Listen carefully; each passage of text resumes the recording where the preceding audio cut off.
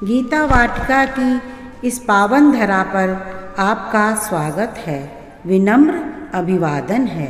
साथ ही हम प्रणाम करते हैं भगवान सूर्य देव को, जिन्होंने अपनी अनगिनत स्वर्णिम रश्मियों से इस अद्भुत तपोवन को प्रकाशित करते हुए इसकी गोद में चैतन्य, असीम और अद्वैत का अहोभाव निरूपित किया है। हम नमन करते हैं यहाँ की सांसों में मिश्रित उस सुगंधित पवन का, जिसने कभी सांवरे सलोने कान्हा को पहली बार बांसुरी अपने होठों पर रखते समय स्पर्श किया होगा। हम नमन करते हैं श्री राधा के उस महाभाव को, जिसका उन्होंने पहली बार यमुना तीर पर रचे गए महारास का रसास्वादन किया होगा। यहाँ के अर्चन में आज भी उस रस से भीगी प्रार्थना है। यहाँ के कीर्तन में मीरा की धुन है, कबीर की साखी है और चैतन्य महाप्रभु के हरि बोल का गुंजन है। यहाँ की आरती में दिव्यता की अनुभूति है, बुद्ध को होने वाले महाबोध का भाव है और तीर्थंकरों के कैवल्य का अनुभव है। समय के दंडनायक ने आनंद और दुख की दो अवधारणाएं स्थापित कर रखी हैं। यदि दुख जीवन का सत्य है तो आनंद जीवन का सार है।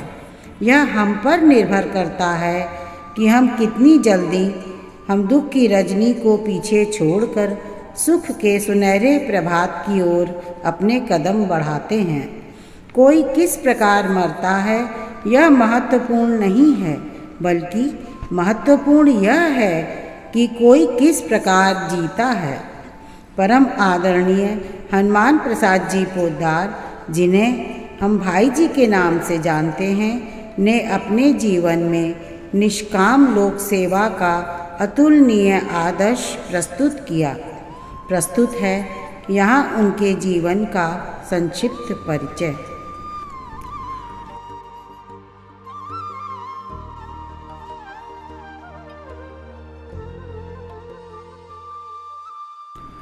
उन्नीसवीं सदी का अवसान सन्निकट था और 20वीं सदी आने को मचल रही थी। रतनगढ़ 15वीं शताब्दी से ही नाथपंथियों का प्रमुख केंद्र बन चुका था।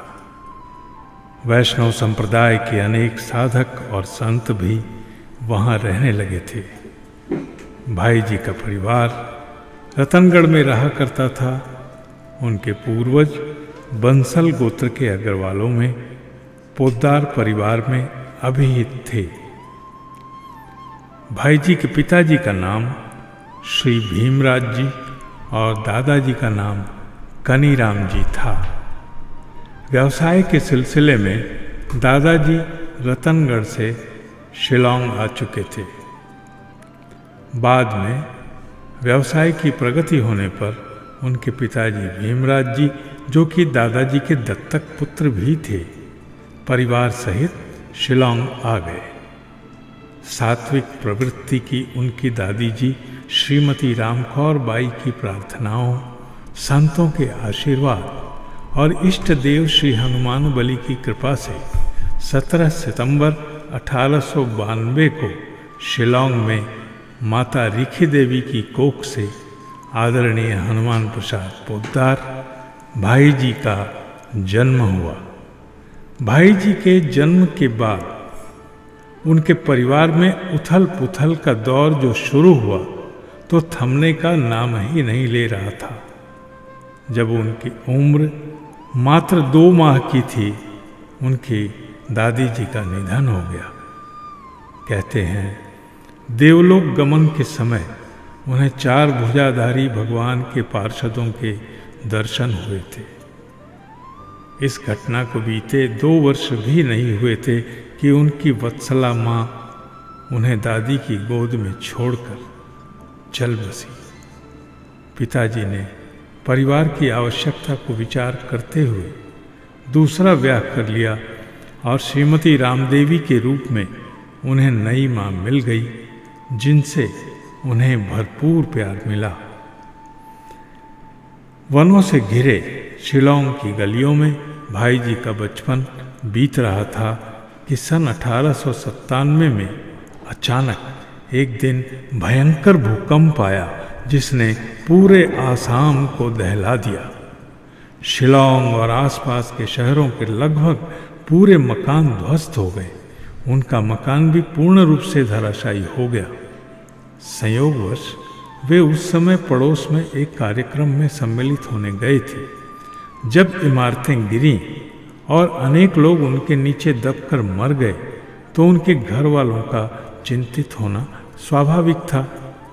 खोजते हुए जब वे उन तक पहुँचे तो उन्होंने देखा कि 2 शिलाओं के बीच बनी खोह में वे फंसे पड़े हैं। उन्हें कहीं किसी प्रकार की चोट तो नहीं आई थी, पर उन्हें सुरक्षित रूप से बाहर निकाल लिया गया। भूकंप के कारण घर और व्यवसाय सभी अस्त व्यस्त हो चुका था। भाई जी के दादाजी का मन संसार से उचट गया और वे बीमार रहने लगे। सन 1899 में सोहम सोहम करते हुए वे स्वर्ग सिधार गए। दादाजी के दिवंगत होने के बाद पिताजी ने शिलांग छोड़ कलकत्ता आने का निर्णय लिया। भाई जी की दादी जी उन्हें लेकर रतनगढ़ आ गई। परिवार के बाकी लोग कलकत्ता चले गए। इस समय भाई जी की आयु 6 वर्ष हो चुकी थी। परिवारजन चाहते थे कि भाई जी बड़े होकर पैतृक व्यवसाय संभालें। इसलिए महाजनी सीखने के लिए उन्हें रतनगढ़ में ही जोरजी की पाठशाला में प्रवेश दिला दिया गया। पाठशाला में उन्होंने हिंदी और गणित के साथ साथ रोकड़ और बही खाते लिखना भी सीखा। उन दिनों दादी जी संत बखन्नाथ के सत्संग के लिए जाया करती थी। यहीं बखन्नाथ जी ने स्नेहपूर्वक उन्हें गीता अध्ययन कंठस्थ कराया। इसके साथ ही संस्कृत का भी समुचित ज्ञान हो गया। बखन्नाथ जी उन्हें सदाचार, भजन, भगवान पर आस्था और नाम जप करने का उपदेश देते थे। उनके दर्शनार्थ उपस्थित होने पर उन्हें कहते कि गायों की सेवा किया करो, बीमारों की सेवा किया करो, अनाथों की सेवा किया करो। ये न भूलो कि भगवान सभी में है। उनके संसर्ग से भाई जी के मन में जीवों पर दया, मानव सेवा तथा भगवान के सब जगह होने में विश्वास बढ़ने लगा। इन्हीं दिनों भाई जी की बहन कमला का जन्म हुआ। उस समय भाई जी की आयु 7 वर्ष की थी। उनका विद्या अध्ययन और संतों का संग दादी की स्नेह छाया में सुचारू रूप से चल रहा था। उन दिनों रतनगढ़ में बड़े विद्वान संत मेहरदास जी रहते थे। उनके शिष्य संत श्री ब्रजदास से दादी जी ने भाई जी की रुचि देखकर उनकी वैष्णवी दीक्षा करवा दी। उसी वर्ष उनका उपनयन संस्कार भी हुआ।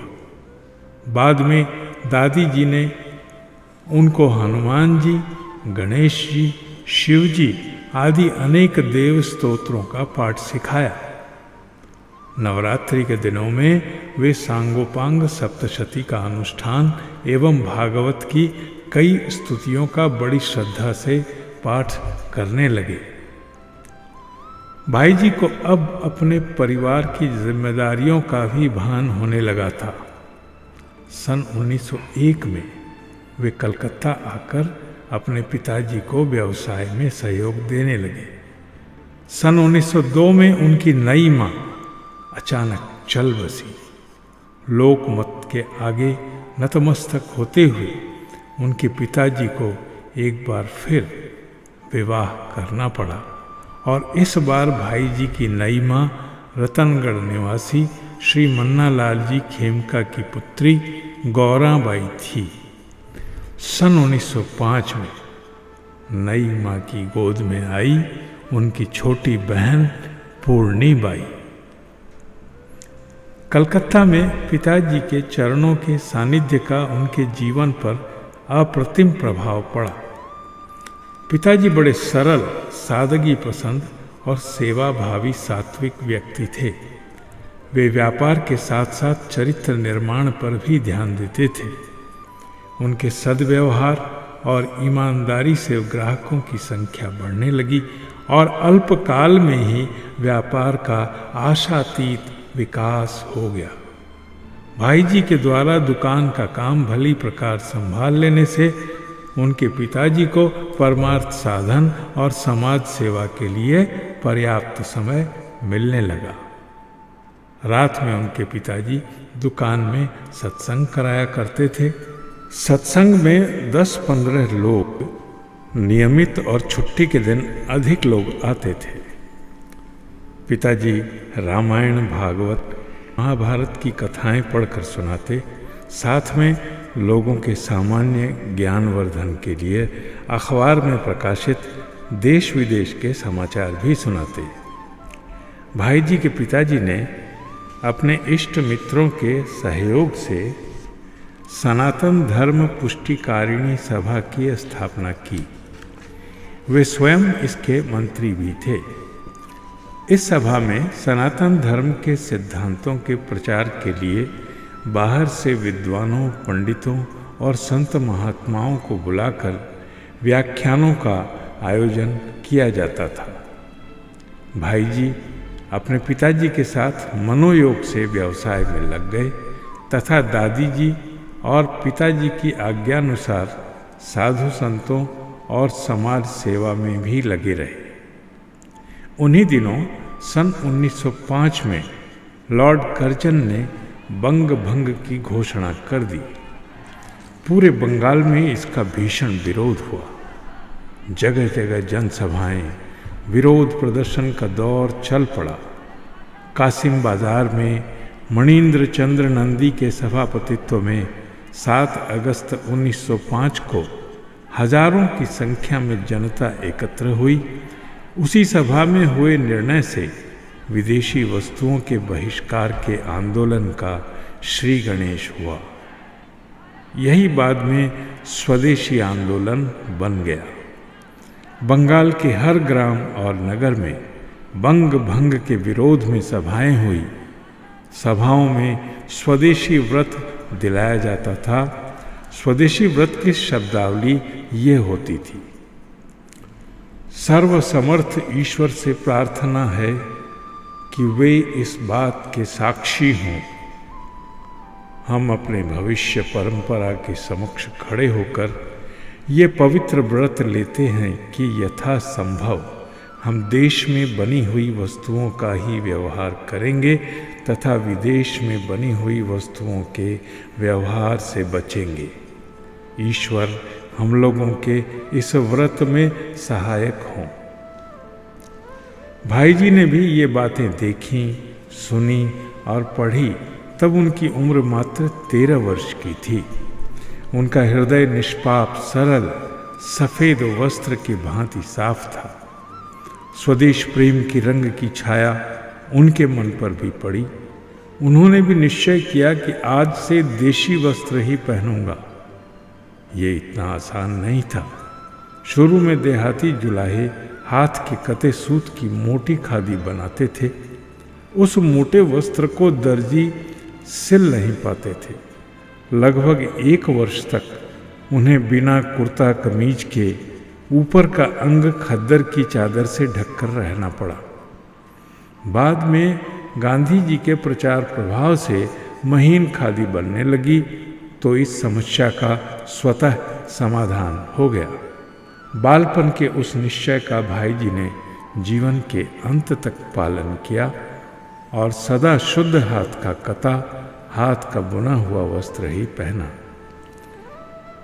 वर्ष 1906 में कलकत्ता में इंडियन नेशनल कांग्रेस का अधिवेशन हुआ। उसमें दादा भाई नौरोजी सभापति थे। राष्ट्रीय भावों से अभिषिक्त भाई जी 15 साल की छोटी आयु में कांग्रेस के सदस्य के रूप में सम्मिलित हुए। उन दिनों राष्ट्रीय विचारधारा के लोग 2 भागों में बटे हुए थे।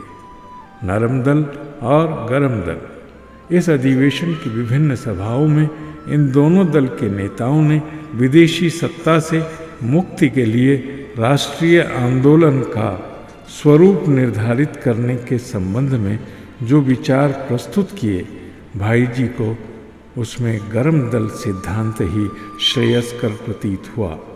अतः वे इसी समय से गरम दल के प्रचार और क्रियान्वयन में समर्पित हो गए। अधिकतर बड़े बूढ़े लोग नरम दल के हिमायती थे और युवा वर्ग गरम दल का। गरम दल के लोगों ने अपने कार्य की सिद्धि के लिए अनेक स्तर की समितियां बनाई, जैसे समाज सुधार समिति, मारवाड़ी सहायक समिति, हिंदू क्लब, साहित्य संवर्धिनी समिति आदि। साहित्य संवर्धिनी समिति सदस्यों को विचारोत्तेजक पुस्तकें उपलब्ध कराती थी और उनमें साहित्य प्रेम के साथ ही देशभक्ति जागृत करने के लिए विभिन्न प्रकार के आयोजन करती थी। इसी समिति ने कलकत्ता में पहली बार पंडित विष्णु पराडकर जी के संपादन में गीता का अनुवाद सहित प्रकाशन किया। इसके आवरण पर एक हाथ में गीता और दूसरे हाथ में तलवार लिए हुए भारत माता का तेजस्वी चित्र था। देशभक्ति को धर्म के रूप में प्रतिष्ठित करने में गीता और स्वामी विवेकानंद जी द्वारा प्रसारित वेदांत दर्शन का सर्वाधिक योगदान था। इस गीता की हजारों प्रतियां गरम दल के सदस्यों में बांटी गई। ब्रिटिश सरकार ने इस पुस्तक का अर्थ इस तरह लगाया कि भारत माता द्वारा सशस्त्र क्रांति का खुला आवाहन। पुलिस ने छापा मारकर बची हुई सारी प्रतियां जब्त कर ली। भाई जी ने इस पुस्तक की महत्ता को देखकर इसे दोबारा छापा और हाथों हाथ सारी प्रतियां वितरित की। भाई जी इस प्रकार व्यवसाय व पारिवारिक और देश सेवा के कार्यों की खींचतान से गुजर रहे थे। वर्ष 1912 में उनके पिताजी का स्वास्थ्य बिगड़ने लगा और वे दुकान का भार भाई जी पर छोड़कर रतनगढ़ आ गए। वहीं उसी वर्ष वे अपनी मातृभूमि की गोद में चल बसे। भाई जी ने अपनी आंखों से अपने दादाजी का अपार वैभव शिलांग भूकंप में ध्वस्त होते और उसकी चिंता में उन्हें प्राण विसर्जित करते देखा था। पिताजी भी उस गौरव को पुनः स्थापित करने में खटते हुए गुजर गए। यह सब देखकर भाई जी को अनुभव हुआ कि व्यापार वृत्ति का साधन हो सकता है, पर प्रवृत्ति की सीमा नहीं।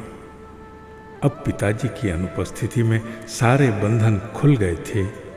वे अपना अधिकांश समय धार्मिक, राजनीतिक और समाज सेवा में लगाने लगे।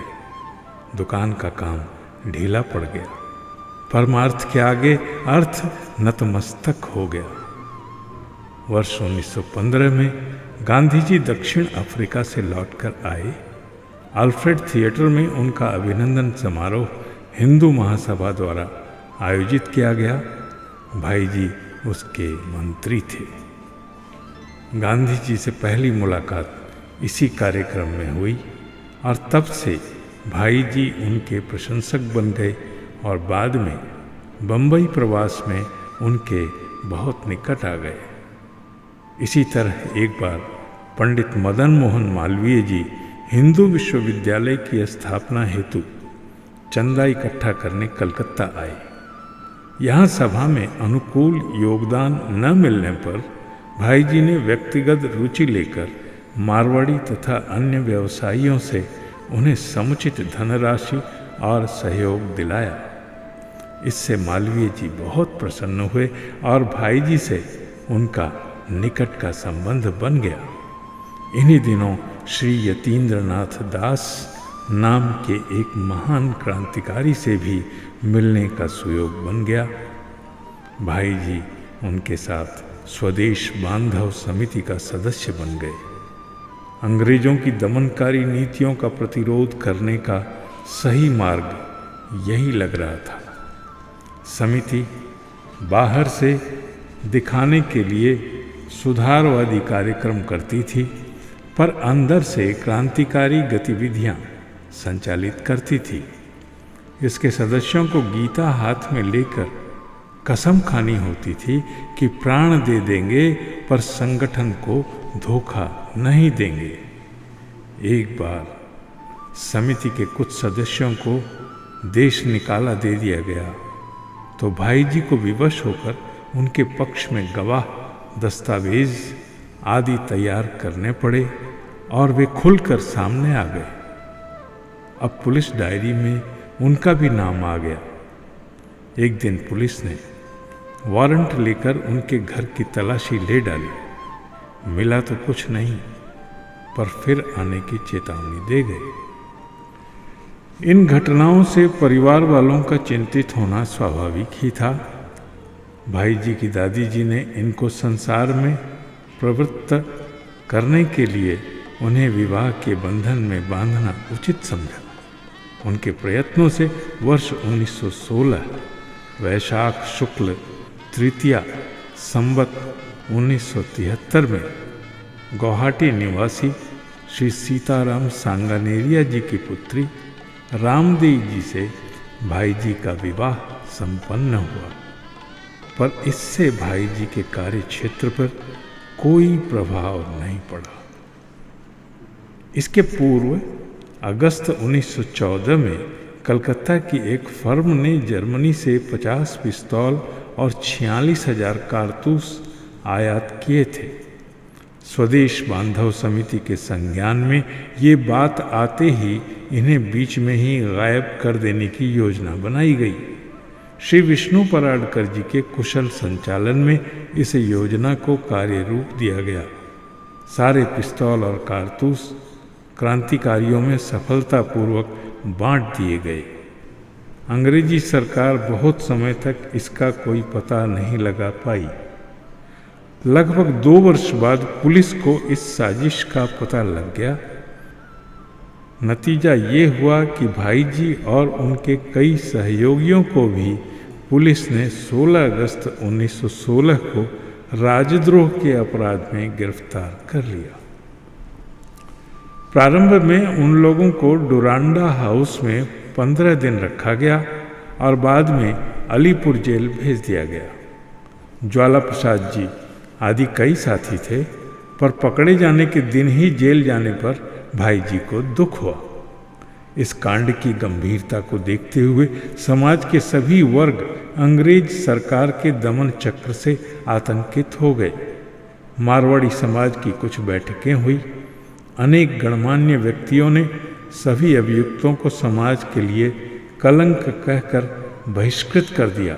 दुकान का काम पहले से ही ढीला चल रहा था। ऐसे में भाई जी की अनुपस्थिति में दादी जी, माँ और धर्म पत्नी के भरण पोषण का भी कठिन प्रश्न था।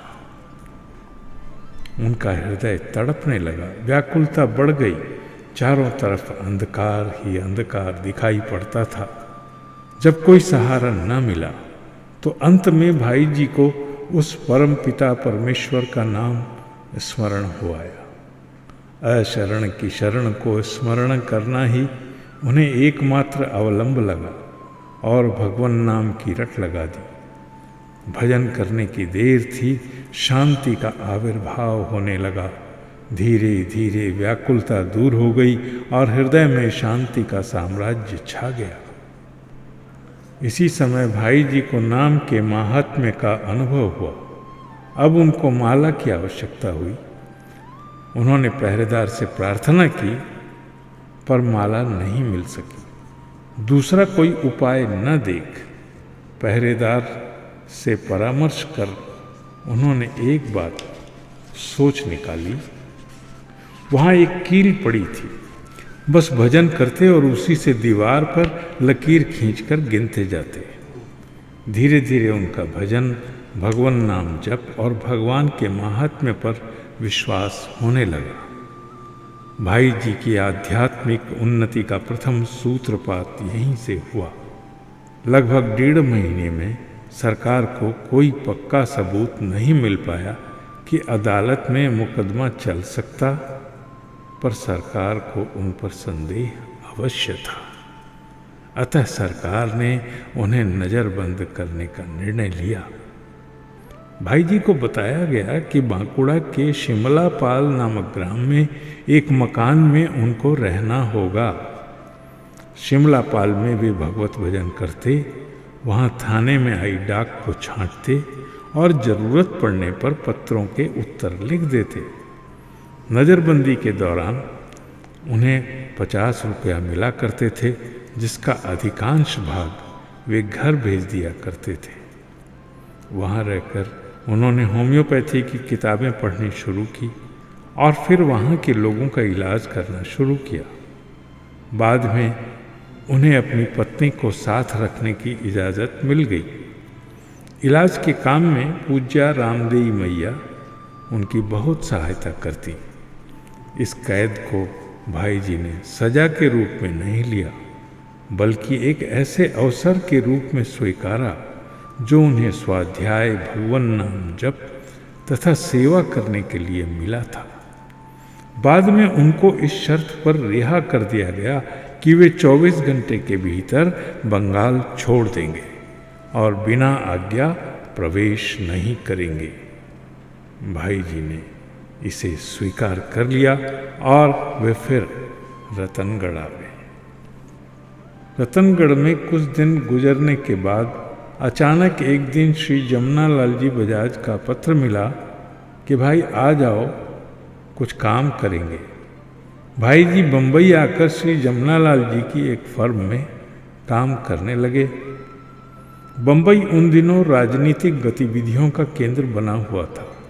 यहाँ उन्हें गांधी जी, तिलक जी, लाजपत राय जी, सरदार पटेल जी, वीर सावरकर जी, काका कालेलकर जी, अब्दुल गफ्फार खान साहब, आचार्य विनोबा भावे जी, दादा भाई नौरोजी, हाकिम अजमल खान साहब जैसी हस्तियों के निकट जाने, उनका मार्गदर्शन और आशीर्वाद पाने का संयोग भी मिला। इसी बीच अपनी बहन के सिलसिले में बांकुड़ा जाने पर भाई जी को सेठ जयदयाल जी से मिलने का सौभाग्य मिला। सेठ जी का सत्संग उन्हें बहुत अच्छा लगता था। सेठ जी को पता लग गया था कि भाई जी लेख वगैरह लिखते हैं। सेठ जी ने अपनी 2 पुस्तकें इस उद्देश्य से भाई जी को दी कि वे उनमें वांछित सुधार एवं संशोधन कर सके, जो उन्होंने यथाशक्ति किया।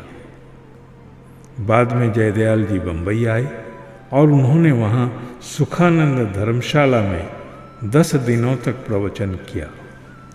कार्यक्रम की समाप्ति पर उन्होंने निश्चित किया कि कार्यक्रम उनके जाने के बाद भी चलता रहेगा और उसे भाई जी चलाएंगे। थोड़ी आनाकानी के बाद भाई जी को तैयार होना ही पड़ा। गीता का विशद अध्ययन भाई जी ने कर ही रखा था, अतः गीता पर प्रवचन निर्बाध चलता रहा। प्रवचन के दौरान एक बार एक श्रोता ने भाई जी के इस कथन को चुनौती दी कि केवल राम नाम जपने से मनुष्य का उद्धार हो जाता है। इस बात पर अचानक वे भावावेश में आ गए और समाधिस्थ होकर घंटों पड़े रहे। इसके उपरांत उनके मन में भगवत दर्शन की तीव्र इच्छा उत्पन्न हुई। वे हरदम यही चाहते कि कोई उन्हें भगवत दर्शन करा दे। दिल्ली में एक बार मारवाड़ी अग्रवाल महासभा का वार्षिक अधिवेशन होना निश्चित हुआ। सेठ जमुनालाल जी बजाज को अध्यक्षता करनी थी। सेठ जी ने स्वागत भाषण लिखने के लिए भाई जी को दिल्ली बुलवा लिया। भाई जी ने जो भाषण तैयार किया उसे सबने पसंद किया। वहाँ श्री घनश्याम दास जी बिड़ला भी उपस्थित थे। उन्होंने अपना मत प्रकट किया कि अपने सिद्धांतों और विचारों को अभिव्यक्त करने के लिए हमारी अपनी एक पत्रिका भी होनी चाहिए। सभी लोगों ने इस पर सहमति जताई। सेठ जी ने भाई जी से उसका संपादन करने का आग्रह किया। पत्रिका का नाम भाई जी ने ही सुझाया, कल्याण, तो उसका भी सभी ने अनुमोदन किया।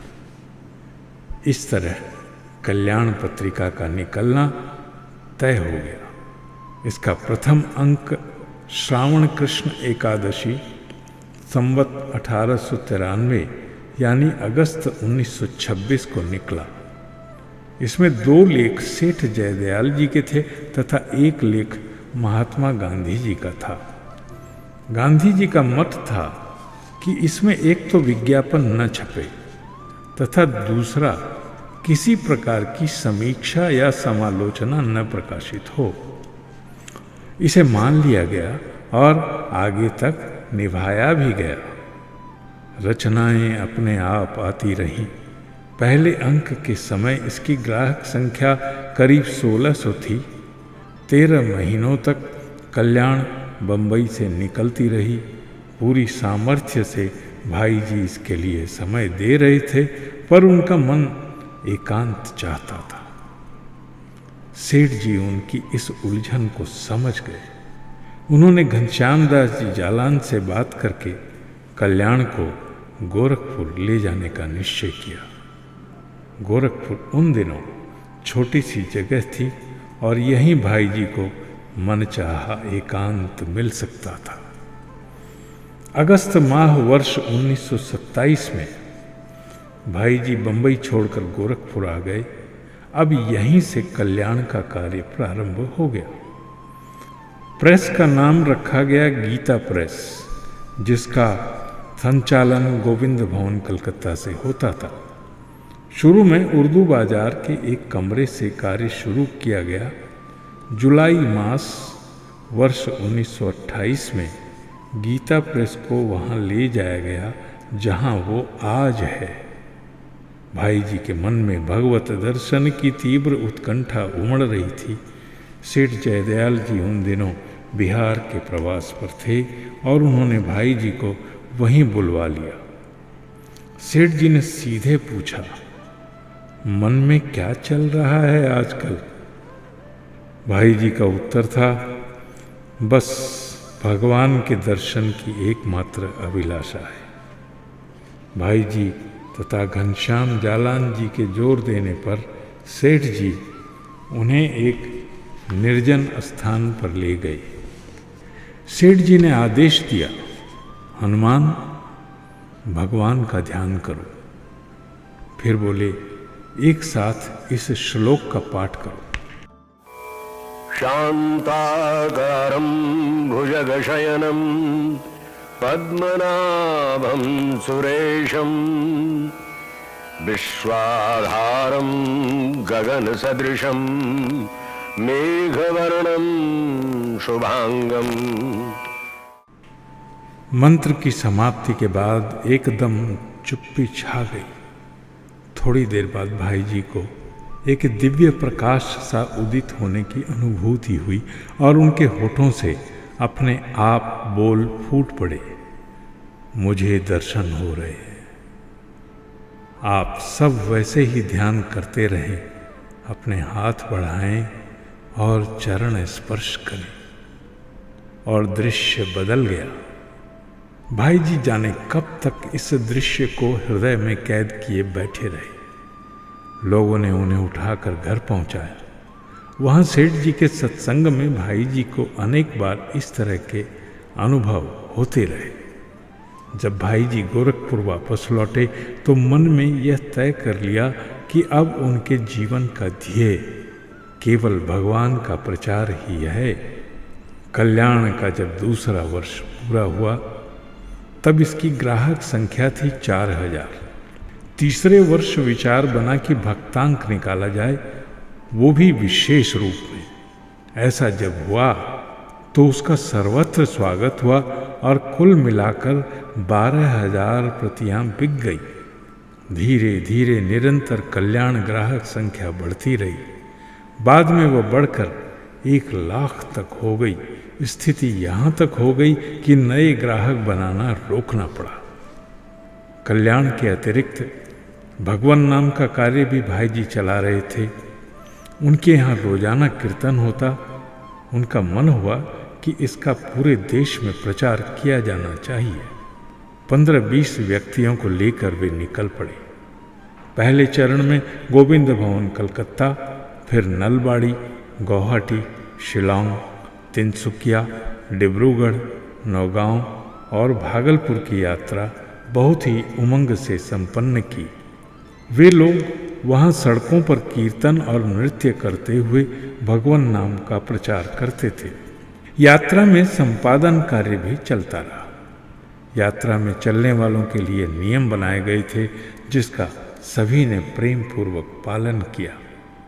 दूसरे चरण में वे पहले बंबई, फिर बीकानेर, रतनगढ़, सरदार हाटा, छापर, सांडवा, बीदासर, सुजानगढ़, लोसल, मौलासर, डीडवाना, चूरू, भिवानी और रोहतक गए।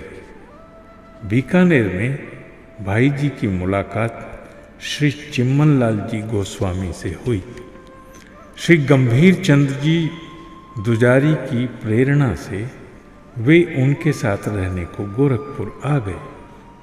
गोस्वामी जी की निष्ठा, समर्पण, भाषा और उनकी योग्यता गीता प्रेस के लिए ईश्वर का वरदान साबित हुई और उनके सहयोग से कल्याण निखरने लगा। उनकी अंग्रेजी भाषा में पारंगता देखकर भाई जी ने कल्पतरु के नाम से कल्याण को अंग्रेजी में निकालने की व्यवस्था की। गोस्वामी जी के कुशल संपादन में वह खूब पसंद किया गया। इसका पहला अंक 1934 में निकला। गोस्वामी जी और नंद दुलारी जी वाजपेयी ने भाई जी के कहने पर रामचरितमानस को सहज और सुलभ स्वरूप में प्रस्तुत करने का महती कार्य किया। इसी बीच गोस्वामी जी को जगन्नाथपुरी स्थित श्री गोवर्धन पीठ के शंकराचार्य गोलोकवासी श्री भारती कृष्ण तीर्थ जी द्वारा अपना उत्तराधिकारी मनोनीत किए जाने का प्रस्ताव आया, पर गोस्वामी जी ने इसे ठुकराकर भाई जी के साथ ही बने रहने का निर्णय लिया। वर्ष 1936 में गीता वाटिका में 1 वर्ष के लिए अखंड कीर्तन का आयोजन किया गया। 26 अक्टूबर 1936 को सेठ जयदयाल जी के कहने पर राधा बाबा पहली बार गीता वाटिका में आई। उस समय उनकी अवस्था केवल 23 वर्ष की थी। वे यहाँ आए थे कुछ दिन रुककर श्रीमद् भगवत गीता पर टीका लिखने, पर इस कार्य को करने के बाद उन्होंने श्री कृष्ण की कृपा से यहीं रहने का मानस बना लिया। भाई जी और राधा बाबा जी का यह मिलन श्री चैतन्य महाप्रभु और श्री नित्यानंद महाप्रभु के मिलन सरीखा दिव्य प्रसंग है।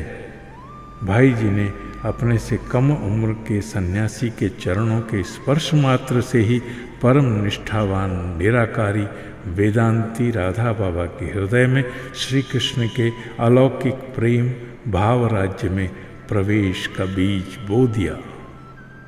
भाई जी के न चाहते हुए भी राधा बाबा ने उन्हें अपना गुरु मान लिया तथा आजीवन उनके साथ रहने का व्रत ले लिया।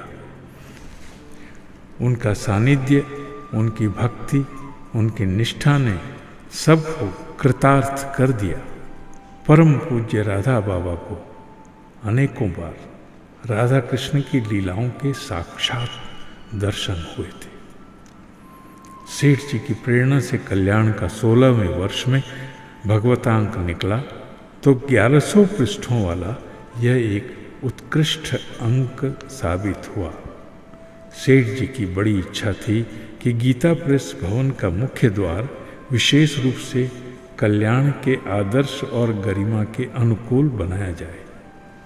सन 1955 में भारतीय स्थापत्य कला के प्रतीकों को एकीकृत कर प्रवेश द्वार का निर्माण पूर्ण किया गया।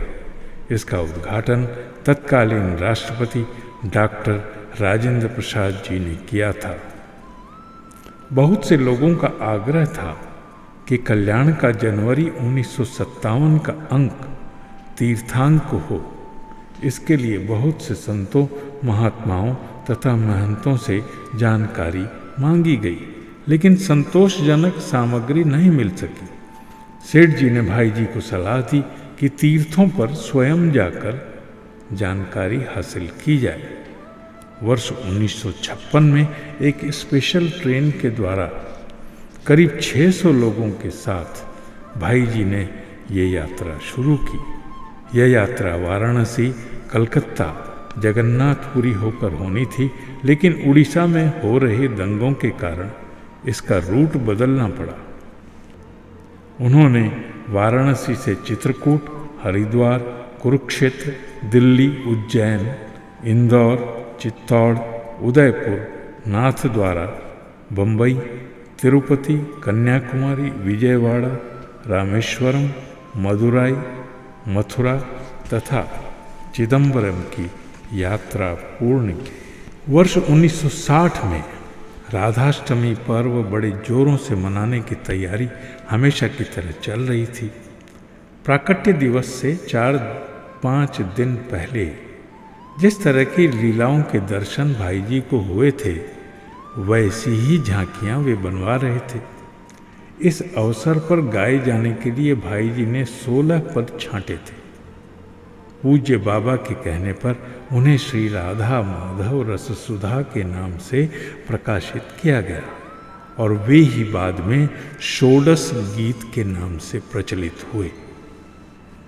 इनका उड़िया, तमिल, तेलुगु, मलयालम, कन्नड़, सिंधी, उर्दू, अंग्रेजी, जर्मन, फ्रेंच, रशियन तथा संस्कृत भाषाओं में अनुवाद हुआ। इन षोडश गीतों को 18 इंच बाई 11 इंच नाप के 13 धातुओं के मिश्रण से तैयार पत्रों पर उत्कीर्ण करवाया गया और इनकी विधिवत प्रतिष्ठा कर पूरी श्रद्धा से उन्हें विग्रह सरीखा विराजित किया गया।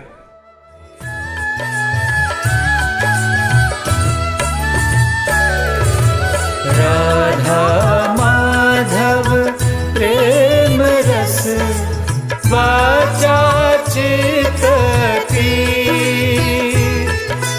करते शाखा चंद्र से इंगित 16 गीत। कुछ समय से भाई जी के मन में विचार चल रहा था कि वाराणसी के मानस मंदिर के समान कृष्ण जन्मभूमि मथुरा में भी एक भागवत मंदिर का निर्माण हो। अनेक संतों से विचार विमर्श करके 11 फरवरी 1965 को इसका शिलान्यास किया गया। कृष्ण चबूतरे के समक्ष विशाल पंडाल में 250 विद्वानों ने श्रीमद् भागवत का सप्ताह पारायण किया। गणेश पूजन हुआ। वास्तु भगवान की स्तुति की गई। 20-22 लाख रुपए से इसका निर्माण संपन्न हुआ। श्रीमद् भागवत के 18,000 श्लोकों को संगमरमर के पत्थरों पर लिखवाया गया। मार्च 1965 से ऐसा अनुमान होने लगा कि सेठ जी का शरीर अब अधिक दिन नहीं चलेगा। अतः उनकी इच्छानुसार उन्हें बांकुड़ा से स्वर्गाश्रम लाया गया। अंतिम समय में भाई जी को उनके साथ सत्संग और ध्यान का अवसर मिला। 17 अप्रैल 1965 को सेठ जी का गोलोकवास हो गया। उनके जाने के बाद भी भाई जी ने उनके दिखाए मार्ग पर चलते हुए गीता प्रेस के प्रकाशनों का क्रम यथावत जारी रखा। गीता प्रेस के माध्यम से भाई जी ने भारतीय साहित्य की अतुलनीय सेवा की। 1923 में प्रारंभ होने से लेकर भाई जी के महाप्रयाण तक विभिन्न भाषाओं की लगभग 10 करोड़ 70 लाख पुस्तकें गीता प्रेस से प्रकाशित हुईं। कल्याण और कल्याण कल्पतरु के मासिक अंकों के प्रकाशन के अतिरिक्त इनके क्रमशः 46 और 32 विशेषांक भी प्रकाशित किए गए। भाई जी के द्वारा लिखी हुई 70 पुस्तकें हिंदी में और 13 अंग्रेजी में अनुवादित कर छापी गई। भाई जी ने हिंदी में प्रामाणिक, धार्मिक और सामाजिक जनोपयोगी साहित्य उपलब्ध कराने में अतुलनीय महती कार्य का कीर्तिमान स्थापित किया। भाई जी के लिखे पद्यात्मक रचनाओं का संग्रह सर्वप्रथम सन 1923 में पत्र पुष्प नामक संग्रह में प्रकाशित हुआ। बाद में सन 1926 में कल्याण का प्रकाशन प्रारंभ होने पर भाई जी द्वारा रचित पद, स्तुतियाँ, आरतियाँ आदि समय समय पर कल्याण के अंकों में प्रकाशित होती रहीं। अपनी प्रशंसा से दूर रहने के विचार से उन्होंने इन रचनाओं के साथ अपना नाम कभी नहीं दिया। बाद में सन 1978 में उनकी बनाई हुई सभी पद्यात्मक रचनाएं पद रत्नाकर नाम से गीता प्रेस से प्रकाशित की गई। यह 1565 पदों का एक अनुपम संग्रह है, जिसमें अनेक काव्य शैलियों और विधाओं का समावेश है। भाई जी को बचपन से ही गुरुजनों से गो सेवा के संस्कार मिले थे। गीता वाटिका में अपने निवास की समुचित व्यवस्था होने के बाद से ही उन्होंने गोपालन, गो सेवा और गो संवर्धन को क्रिया रूप दिया। समाज में व्याप्त गौहत्या भाई जी को अति पीड़ाकारी लगती थी। इस विषय में कल्याण के माध्यम से उन्होंने अपने प्रयत्न जारी रखे और सन 1946 में कल्याण का 20वां विशेषांक गौ अंक निकाला। सन 1966 में भाई जी के स्वर्गाश्रम प्रवास के दौरान अनेक संतों से विचार विमर्श करके गो रक्षा आंदोलन का सूत्रपात हुआ, जिसके उपरांत 7 नवंबर 1966 को दिल्ली देश के गो भक्तों के ऐतिहासिक प्रदर्शन का साक्षी बनी। सरकार के भीषण दमनकारी व्यवहार के कारण अनेक गो भक्तों के प्राण समर्पित हुए। भले ही तत्कालीन सरकार के हठवादी रुख के कारण गोवध पर पाबंदी न लग पाई, पर उन्होंने गोरक्षा और संवर्धन का बीज जनमानस के मन में बो दिया। आशा है भविष्य में भारत और संपूर्ण विश्व इस कलंक से मुक्त हो सकेगा। जीवन में समय समय पर आए अनेक प्रलोभनों से बचकर निकलने की भाई जी की वृत्ति सदा रही। वर्ष 1935 में गोरखपुर में भयंकर बाढ़ आई हुई थी। भाई जी के निर्देशन में विपदाग्रस्त क्षेत्रों में जा जाकर सहायता सामग्री वितरित की गई, भोजन कराया गया। उनके सेवा कार्य से प्रभावित होकर तत्कालीन कमिश्नर श्री हावर्ट ने भाई जी को राय बहादुर की उपाधि देनी चाहिए। उन्होंने विनम्रता से इसे अस्वीकार कर दिया। इसी तरह प्रांत के गवर्नर श्री हैरी हेग ने भाई जी को सर की उपाधि देने को कहा। स्वतंत्रता के बाद के वर्षों में भाई जी सामाजिक सेवा कार्यों में और अधिक सक्रिय हुए।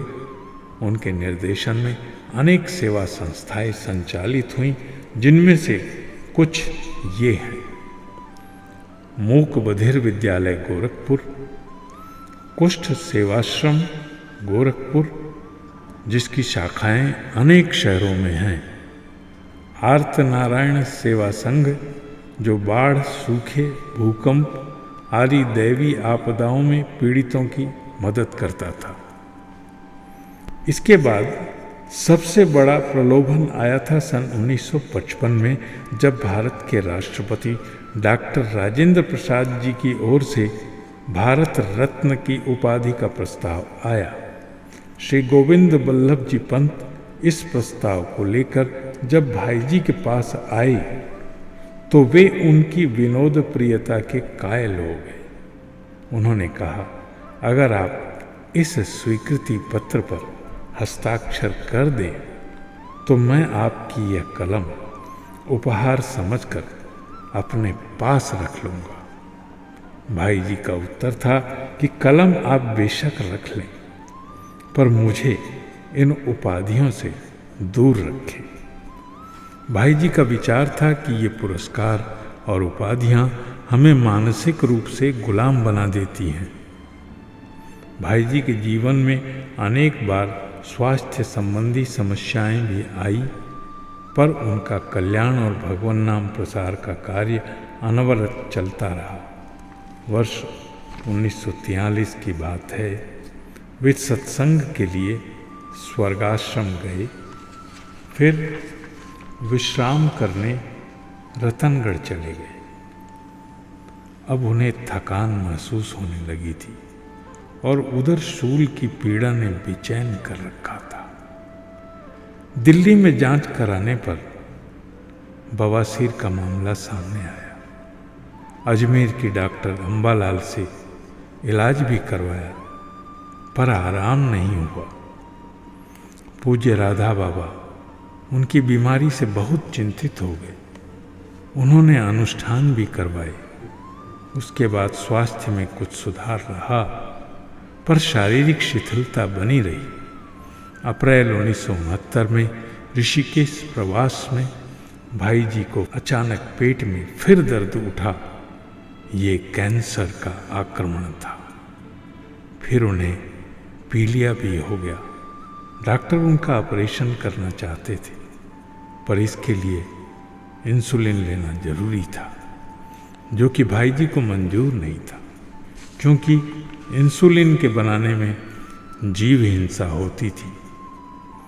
भाई जी को तो शरीर से पहले भी कोई मोह नहीं था। 22 मार्च 1971 को वे इस पंच भौतिक शरीर को त्याग कर महाप्रयाण को चल दिए। भाई जी ने अपने प्रयाण से पहले एक वसीयतनामा जनमानस के लिए लिखा, जिसकी शब्दावली इस प्रकार है। मैं अपने जीवन में अर्जित अमूल्य निधि आप सबके परम कल्याण के लिए छोड़कर जा रहा हूँ। मेरे जीवन में संत कृपा के साथ साथ 3 चीज़ों की प्रधानता रही है। 1, सब में भगवान को देखना। 2, भगवत कृपा पर अटूट विश्वास। 3, भगवान नाम का अनन्य आश्रय। यही मेरी अतुल संपत्ति है, और यह इतनी विशाल है कि असंख्य लोगों द्वारा इसके ग्रहण किए जाने पर भी ये कम नहीं होगी। आप जो कोई मेरी यथार्थ उत्तराधिकारी बनना चाहें, सब में भगवान को देखकर सबका हित सुख संपादन तथा सम्मान करें। निरंतर बरसने वाली भगवत कृपा की अहेतुकी अनंत सुधा धारा में सराबोर रहें और अनन्य निष्ठा विश्वास के साथ भगवान नाम जप कीर्तन करते रहें। ये तीनों करते रहें तो अवश्य ही पारमार्थिक लाभ होगा। हमारा मन एक दर्शक दीर्घा है, जहाँ भाव जगत का आविर्भाव और दर्शन दोनों होते हैं। इस कथानायक की जीवन कथा में हमने किसी चमत्कार का उल्लेख नहीं किया, केवल इसलिए कि हम इसे निष्कपट, समाज समर्पित और सदाशय व्यक्ति की चरित्र कथा बनाना चाहते हैं। लच्छेदार भाषा की चाशनी भी हमने इसे मीठा बनाने के लिए नहीं डाली है। सरल, सहज और सर्वग्राह शब्दों में प्रस्तुत किया है। इसे हमारा छोटा सा प्रयास कह सकते हैं। भाई जी के प्रयाण के बाद उनकी चिता स्थली को गीता वाटिका गोरखपुर में समाधि रूप में संजो के रखा गया है।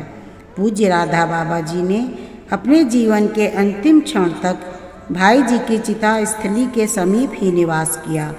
राधा बाबा जी ने भाई जी की स्मृति में हनुमान प्रसाद पोद्दार कैंसर अस्पताल की स्थापना का आयोजन कर एक जन कल्याण योजना को कार्य रूप दिया। बाद में राधा बाबा जी की समाधि भी निकट ही बनी। गीता वाटिका गोरखपुर के प्रमुख दर्शनीय स्थल हैं। पहला, राधा कृष्ण साधना मंदिर, इसमें छोटे बड़े 16 गर्भगृह हैं। दूसरा, अखंड हरि नाम संकीर्तन मंडप, जहाँ सन 1968 से कीर्तन अनवरत चल रहा है। तीसरा, पूज्य भाई जी की समाधि। चौथा, पूज्य राधा बाबा जी की समाधि। पांचवा, देवर्षि नारद अंगिरा मंदिर। छठा, श्री कृष्ण गौशाला। परम आदरणीय भाई जी ने हमें अद्भुत विरासत दी। हमारा कर्तव्य है कि हम उसे सहेज कर रखें। उन्होंने एक समन्वयपूर्ण वातावरण हमारे लिए गढ़ा। हमारा कर्तव्य है कि हम उसे संवारें। उन्होंने हमें जो राह दिखाई, हमारा कर्तव्य है कि हम उस पर चलें और अपने जीवन को सफल करें। कहते हैं कि जो अपने लिए नहीं लड़ता वह कभी नहीं हारता। भाई जी हमेशा दूसरों के लिए जिए, इसलिए वह अमर हैं और वे हमारे हृदय में सदा वास करेंगे। उनके निस्वार्थ निष्काम सेवाओं के आदर्श हमारे लिए सदा अनुकरणीय रहेंगे।